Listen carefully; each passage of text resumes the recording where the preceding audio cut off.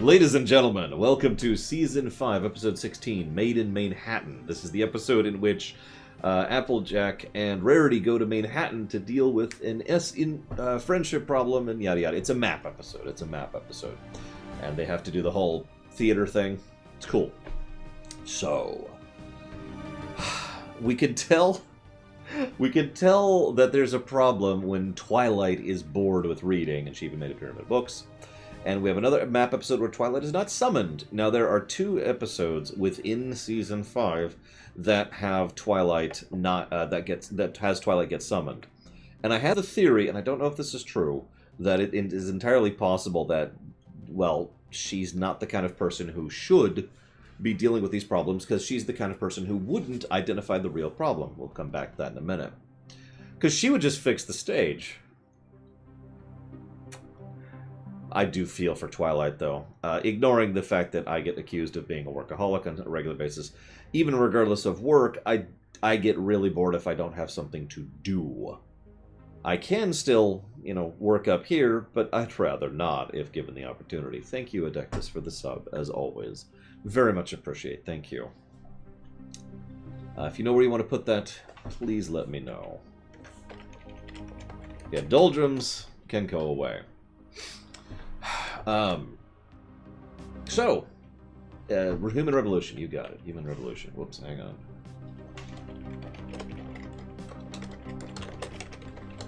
So, another map episode, Twilight thing, that is, of course, a background thing.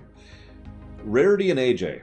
Now, those 2 work very well together, and have since Season 1, so that's a good pairing. We also have the fact that, interestingly enough, both of them have previous experience with Manehattan. And effectively are the only 2 that have experience with Manehattan previous to now. Rarity, of course, because, that was her episode when she actually introduced Coco Pamel and the rest.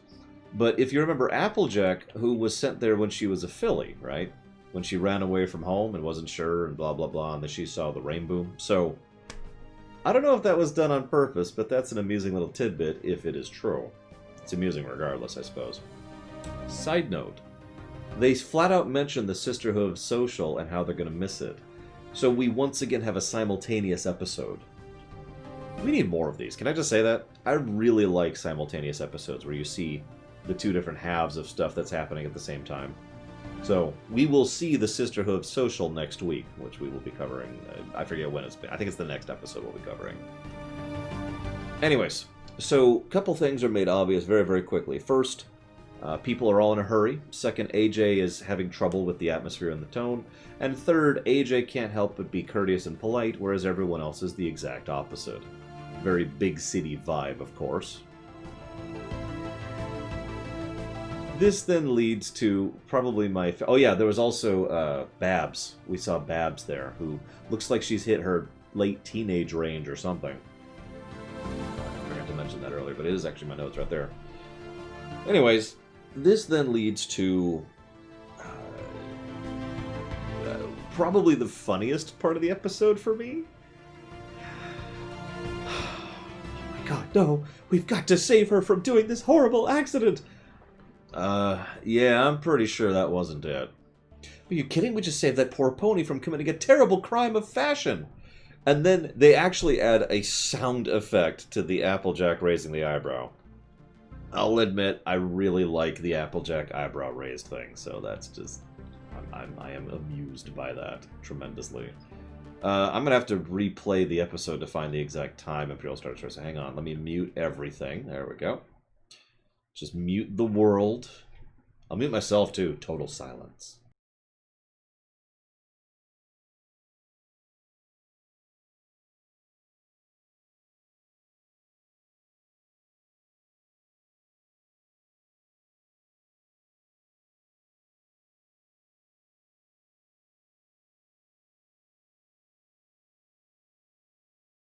You know what, I just realized I don't remember which scene it's from, so that's going to take me a while. Give me a sec.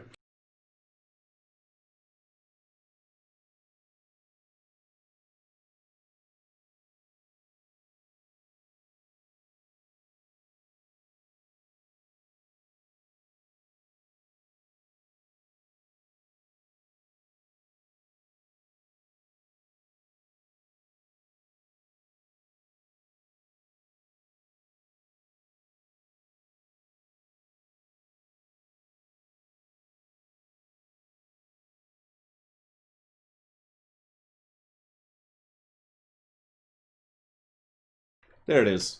It's when they do the... Okay, so there's this bit where this old lady almost gets run over by a taxi. Remember that? It's at about...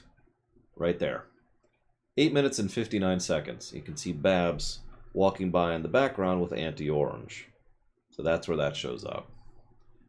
Couldn't remember where that scene was. I even referenced it earlier. Anyways, so let's give you some audio back. What the hell was I talking about? I want more simultaneous episodes. I love that concept, and I want to see more of it. The sound effect.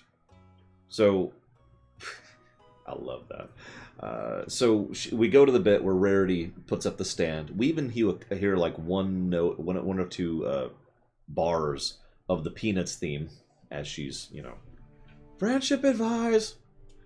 And this leads us to her accidentally becoming aware of the Coco thing, and then going and meeting Coco. Coco, who I still love her hair, is awesome. So far, we're up to 3 continuity counters, by the way. And we find out about the community theater. Very equestrian kind of a thing. You'll notice it's funny because they keep doing this. They keep doing this thing where they will imply something, and then they will state it out loud in the off chance you didn't pick up on it. I'm not sure I like that or dislike that. It's just an interesting approach to both show and tell when it comes to fiction. Because what they do is she talks about the theater, and as she's talking about it, she doesn't talk about the play, really. What she talks about is all the events that the community were doing.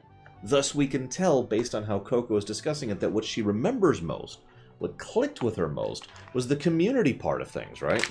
That's the showing. Then, immediately after that, she starts talking about how the community hasn't been the same, and we actually get a scene where the old lady almost gets one over, and that's where Babs is. And that's the tell section. Like I said, I don't know if that's good or bad. It's just interesting that they do that, because they do that a lot in this show, and I'm guessing it's more for people who aren't paying attention to the extent that I like to do when it comes to fiction. Meanwhile,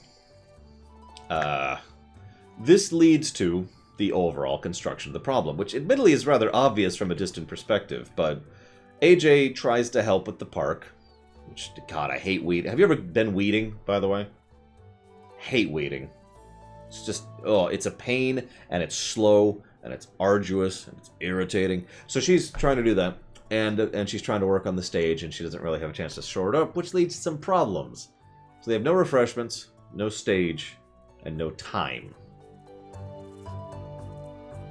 So, how do we deal with this? Well, they decide to make do with what they can and just each pitch in their own little bit in order to try and make it happen, other than, you know, one person doing it by herself. Now, you'll notice that what happens is they are effectively... Oh yeah, a Bronklin. I liked that, by the way. And Bridleway, while we're on the subject. Oh, I've actually had that happen, Suffocom. Now, what I find interesting is if you're paying attention, they are effectively forced into stumbling into the solution of what the actual problem is. Because the problem isn't the theater. The problem isn't the stage or the weeds or whatever. The problem is the community. But they don't think in that direction, even though it was mentioned earlier. Instead, they're trying to figure out how to fix this to get to this, which makes sense. But they don't think that they could fix this by fixing this, which... That's right there. What are you talking about? It's right next to the gold Imperial symbol of Unfalkenstein. You're right, though. It wasn't up there. I can see it on the screen. That's strange. Anyways, so they stumble into this. They make do because they don't know what else to do. This then leads to some wonderful overacting. I actually really like overacting when it's done properly. Not all the time, but good overacting is delightful, in my opinion.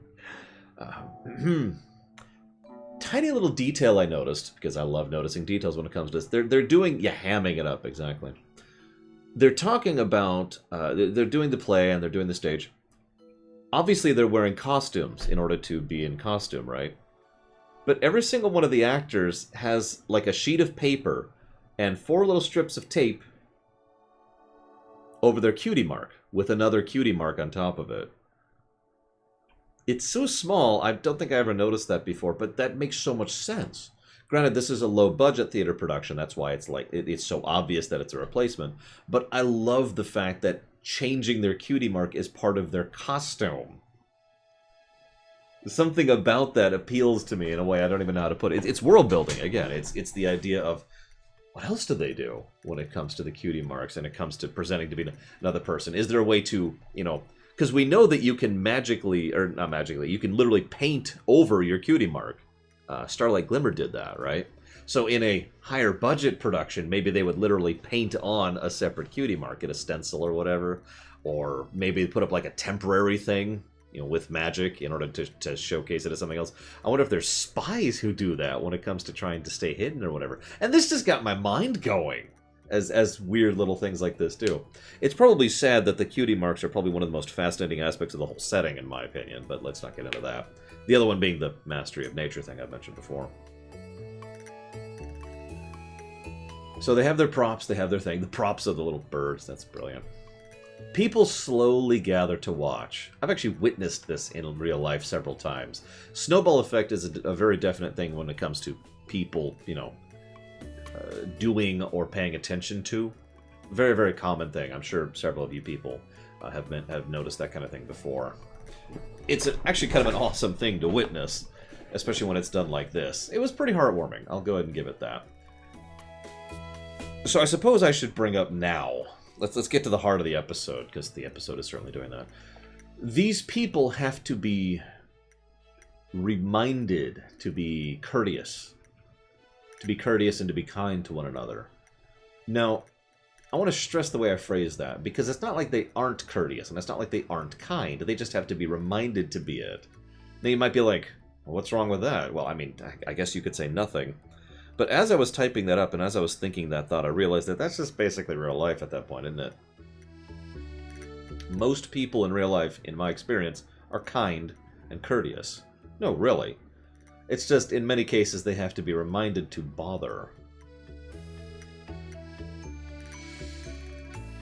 We could talk a lot about that topic, and I'm not sure I want to drift into that kind of socio-political sphere there. Because, yeah. Oh yeah, I noticed that the ponies are incompetent. As usual. Don't forget the hat salesman, who, you know, it took Rarity to properly figure out how to sell an actually good hat to someone. To the right person. Twice, by the way. Nice little bookend there. The main Aesop is something I love, because it's extremely applicable to real life from an adult perspective.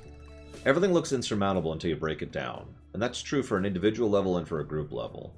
Now, that's a usually thing. That is usually true. Sometimes you're not going to get through that wall with a spoon.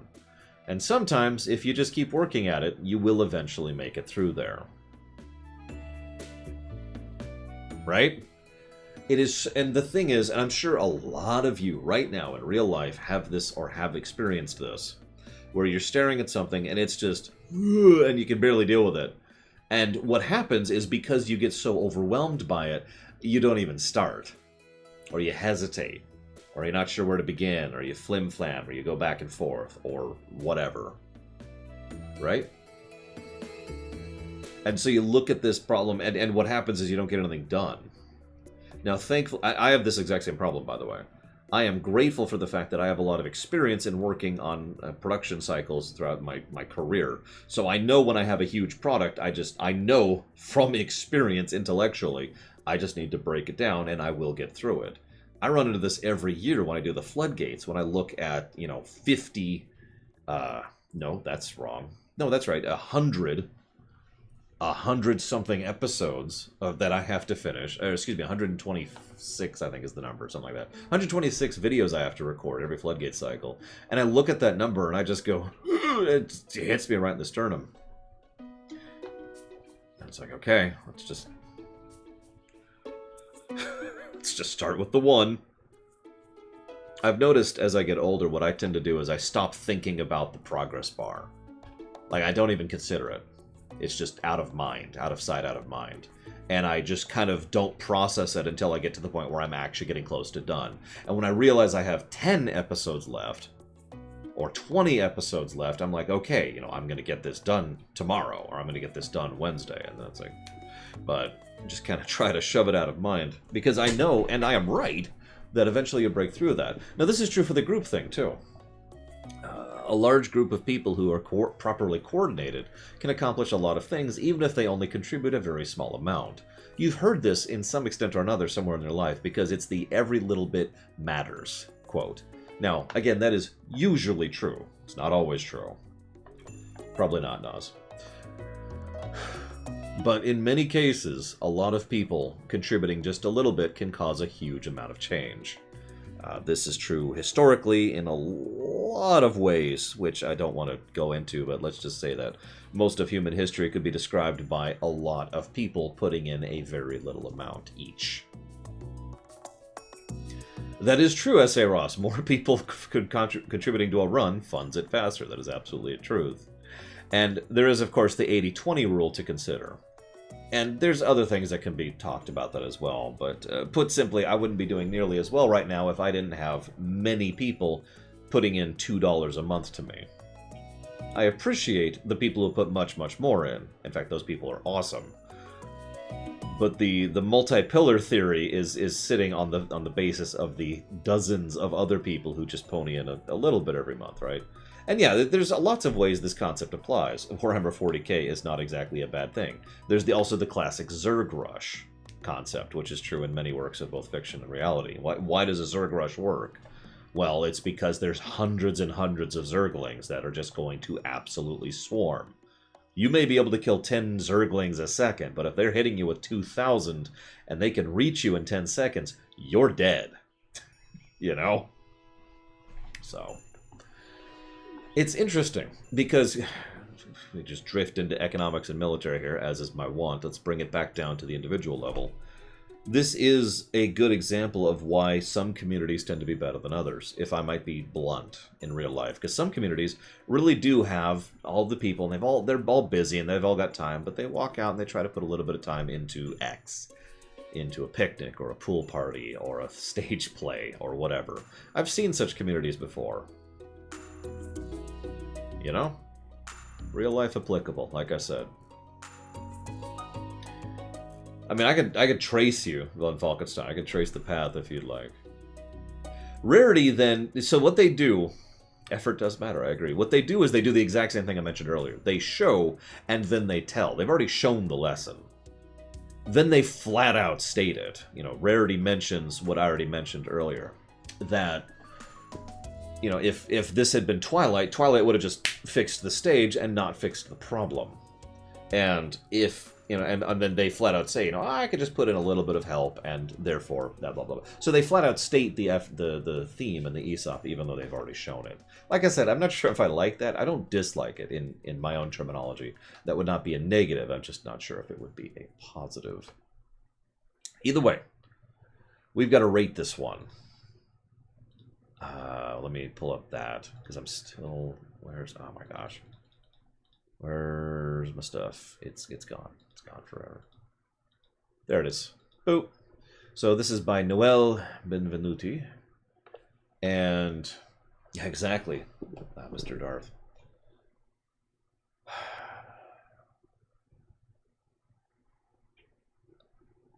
I mean, it's definitely above average one way or the other. I'm just bouncing back and forth between orange and red. I think I might put this one as an orange. It's definitely a good episode. Absolutely. It's just I feel... I'm not sure if it... Granted, I have a massive headache right now, which absolutely just puts a blanket over all of my ability to think and process, so I might not enjoy it as much as I otherwise would. But I will admit this was not as good as Rarity Investigates, and Rarity Investigates was not good enough to be purple, so therefore, by logical conclusion, this should be orange. So, okay, let's go ahead and make it an orange. It's a pretty good track record for Mr. or Mrs. Benvenuti. So we'll put that there as an orange. So, next week, what are we covering next week? Next week we are covering Brotherhood Social, the brother episode to this one. And Crusaders of the Lost Mark.